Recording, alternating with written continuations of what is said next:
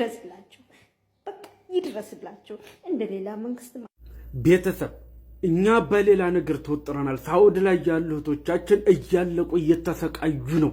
የኛ እዚህ ያሉት ኤምባሲዎች ማንም ዘወር ብሎ እያያቸው አይደለም። በረካሽ እየሸጡ በየቦታው ላይ በቀን 5-6 ሲቀልጡ እየቀረ ነው። ዛሬም ነገም እኔ እጮሃለሁ። እስኪ በእናታችሁ አንድ ሰው ለ10 ሰው ሸር ቢያደርገው እያዩ ይጠቀሙበታል። ለምንድን ነው ሸር የማታደርጉት? አሰላሙ አለይኩም ወራህመቱላሂ ወበረካቱ። ቤተሰቦች ሰላም ብያለሁ። እንግዲህ እንደሰማችሁት ነው ይሄ ልጅ ብዙዎቹም ደግሞ ሳውዲ አረቢያ ላይ ብዙዎቹ በኮንትራት እየመጡ እየሞቱ እየታመሙ በቃ የሆነ በቃ አደጋ ላይ ናቸው። አላቅም እኔ ኤምባሲው ምን ስራ እንደያዘ የምናውቀው ነገር የለም። በጣም ያሳዝናል። ግን ለምንድን ነው ይሄ ነገር መጮህ አለበት? ኤምባሲዎቹ በትክክል እንዲሰሩ፣ ቢሮዎቹ በትክክል እንዲሰሩ፣ ለእህቶቻችን ቶሎ እንዲደርሱላቸው ድረሱልን ሲሉ ይሄ ነገር ትላልቅ ሚዲያዎች መጮህ አለባቸው። ለታጠቅ ሚዲያም አልደረሰውም። ለታጠቅ ሚዲያ ይሰሙታል። ትንሽ ይሻላል ለሳውዲ እሱ ቢጮህ ይሰማል ማለት ነውና ሸርሸር ማታደርጉን ለምንድን ነው ያለው? ልጁም እውነቱን ነው። እንደዚህ አይነት ነገር ስናገኝ ማንሸራሸር አለብን። ይሄንን ዝም ብሎ አርሲ ኩርሲውን ጨዋታ ቀልዱን ሳይሆን ሸርሸር ማድረግ ያለብን እንደዚህ እህቶቻችን ሲበደሉና ሲያለቅሱ ሲሞቱ ስናይ ተቀብለን ሬሳቸውን ተቀብለን ወደ ሀገር መላክ ሳይሆን ሬሳቸውን ለመላክ መሯሯጥ መረዳዳት ሳይሆን የሰው ልጅ በቁም እያለ ብንረዳዳ ነው የምንጠቅመው ማለት ነው። ያን ሰው የምንጠቅመው በቁሙ ስንረዳው ነው። ለቤተሰቦቹም ለራሱም ህይወት በቁሙ ሲኖር ነው። ሌላው ነገር ምንም አይሰራም። ቶሎ ብለው ለህይወታቸውና ቶሎ የሆነ ነገር ቢደርሱላቸው ጥሩ ነው። በቀደም በለቀኩት ቪዲዮ ከታች ታገኙታላችሁ። ሊገሉኝ ነው ድረሱልኝ እያለች ነበረ። ሊገሉኝ ነው ድረሱልኝ፣ ቀብር እንደው መቃብር እየቆፈሩልኝ ነው ብላ ታስቃለች ልጅቷና በነገራችን ላይ እኔ ያሳቀችኝም የገረመኝም ነገር መሰላቸው። ሊገሉኝ ነው ቀብር እየቆፈሩ ነው፣ ቆፍረው አዘጋጅተውልኛል ስትል ነው። በዚህ ላይ ነጠላዋን ለብሳ ስልክ ይዛ የሚገደል ሰው እንደዛ ሆኖ ነው እንደሚቀመጠው?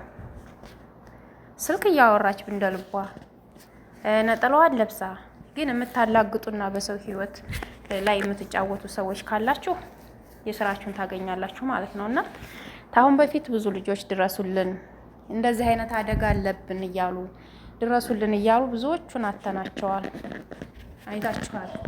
ብዙዎቹ ልጆች በዱባይ እየሞቱ ነበረ ድረሱልን እያሉ ሳይደረስላቸው እየቀረ ማለት ነው። እንኳን ሌላው ባዳው ሰው ሳይሆን እህት ራሱ አልደረሰችላትም በዚያ ሰዓት። ለእህት ራሱ ለዘመድ ለቤተሰብ ለአክስቶች እየተናገሩ በተለይ ሳልሃ የምትባል ልጅ አላህ ይርሐማትና አላህ በጀነት ፊርዶስ ያኑራት ኢንሻአላህ። ይሄ ዱንያ ኑሮ ምንም አይደለም፣ ግን ሀዘኑና እሳቱ ለቤተሰብ ነው የሚተርፈው የሚቀረው ማለት ነው። ሌላው ነገር ግን ከሞት ስለማንቀር እጣዋን ተወጣች ነው የሚባለው። ስለዚህ ያቺ ልጅ አሁን ያቺ መሳይ ቆንጅዬ ልጅ ማለት ነው ዱባይ ላይ ድረሱልኝ አሰሪዎቼ እንዲህ መጥፎ ናቸው እያለች ላክስቷ ለእህቷ ተናግራ ራሷን አጠፋች ብለው ሬሳችሁን አውጣሉ ማለት ነው። አያችሁ ካሜራቸውን ደቅነው ኩሽና ምን እንደምትሰራ ጎርፏ የምተኛበት ጎርፋ ምን እንደምታደርግ የኔ እናት ከሞተች በኋላ ግን ቪዲዮውን ካሜራ የቀረጸውን ቪዲዮ አወጡ ማለት ነውና ራሷን አጠፋች ከፎት ተንቀባለለች ምናምን አሏት። አላሁ አለም እንግዲህ ያቺ ልጅ ማለት ነው ምን ጊዜም አይረሳኝም። አያችሁ ብዙ ልጆች አሉ ደግሞ ከሷም ሌላ ደግሞ እንደዚሁ ምንም ሳይታወቅላቸው ህይወታቸውን ያጠፉ በቅርቡ እንኳን ህይወታቸውን ያጠፉ ልጆች ብዙ ልጆች አሉ። ሽንት ቤት ወርቃ ተገኘች ይሏቸዋል። በቀደም ደግሞ ኩሽና ራሷን ሰቅላ አሏቸው። እንደዚሁ በቃ ወድቃ ሞተች ነው የሚሉት። ለምንድን ነው ግን እንደዚህ እንጃኔ ጠለቦች ግን በሳውዲ አረቢያም ሆነ በዱባይም ሆነ ጠለብ እየመጡ ኮንትራት እየመጡ አላቅም ምን ፈልገው እንደሚሞቱና ምን ፈልገው ሰዎችም እንደሚገሏቸው ማን እንደሚገላቸው እንዴት እንደሚሞቱ አልታወቀላቸውም። ስለዚህ እህቶቻችን ግን እየሞቱ ነው ያሉት። ህይወታቸው አደጋ ላይ እያለ ነው ያሉት። ይሄ ነገር ወይ መዘጋት አለበት ወይም ኤምባሲዎችና ቢሮዎች በትክክል መስራት አለባቸው ነው የሚባለው። ይሄ ነገር ትላልቅ ሚዲያዎች ላይ ለምንድነው ሸር የማይደረገው? ለምንድነው ትላልቅ ሚዲያዎች የማይቀበሉት የማያዩት? ይሄ ነገር ሊታይ ይገባል። ስንቱ የድሃ ልጅ ሰርቶ ሊያልፍለት ሊለወጥ ነው ተሰዶ የሚመጣው። ሀገር ለቀን የምንመጣው ለመሞት አይደለም። ስለዚህ ሊታይላቸው ጉዳያቸው ጉዳታቸው ሊታይላቸው ይገባል። ፍትህ ፍትህ ፍትህ እንላለን።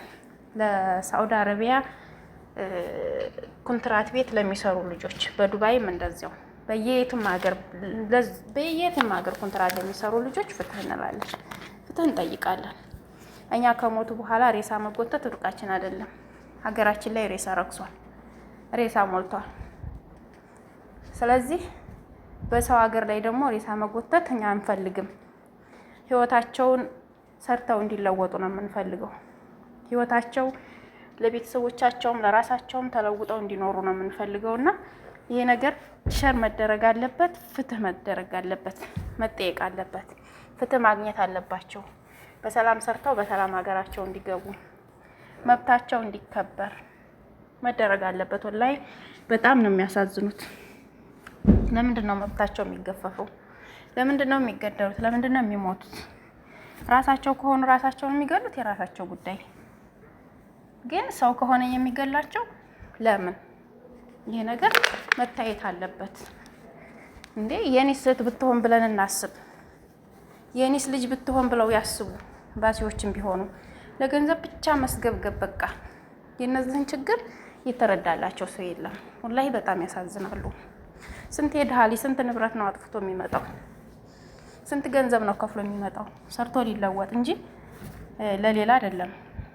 ሰርተው ሊለወጡ እንጂ ሊሞቱ አይደለም የሚመጡት እዚህ ሀገር ላይ እና ሊታይላቸው ድረሱልን ሲሉ ሊደረስላቸው ኤምባሲዎች ጋር ችግራቸው ሊታይላቸው ይገባል።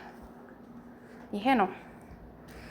እኔ አላቅም ወላሂ እኔ እንጃ። እኔ ሚዲያም ላይ ዝም ነው የተባለው። ማንም የጮህላቸውም የተከራከረላቸው ምንም ያለላቸውም ሰው የለም። ፍትህ ያለላቸው የለም። ማንም ችግራቸውን የተረዳላቸው የለም። ወላሂ በጣም ያሳዝናል። እናንተም ደግሞ ማለት ነው ኮንትራት ቤት የምትሰሩ ልጆች ራሳችሁን ለመጠበቅ ንቁ ሁኑ። ከህይወት በላይ ማንም የለም። ራሳችሁን የምትጠብቁት ደግሞ ራሳችሁ ናችሁ እንጂ ማንን አይጠብቅም። ልክ መጥፎ ቤት ስትገቡ ቀይሩን አልፈልግም ቢሮ ትደውላላችሁ አይደለ? እምቢሏችኋል። በቃ ወታችሁ መሄድ ነው፣ ሌላ ነገር የለም። መጥፎ ሰዎች ከሆኑ ልክ እናንተ ጥሩ ለመሆን ሞክሩ፣ ለማታለል ማለት ነው። አታሏቸው፣ ሸውዷቸው። ጥሩ ሰው ሆኑ። በቃ እሺ እሺ እሺ በሏቸው። አትገላመጡ። ውሰዱኝ ውሰዱኝ ማለት አታብዙ። ስራችሁን ስሩ። ልጆቻቸውን ውደዱላቸው። ከአንገት በላይ መውደድ እንዴት ምን ያቅታችኋል?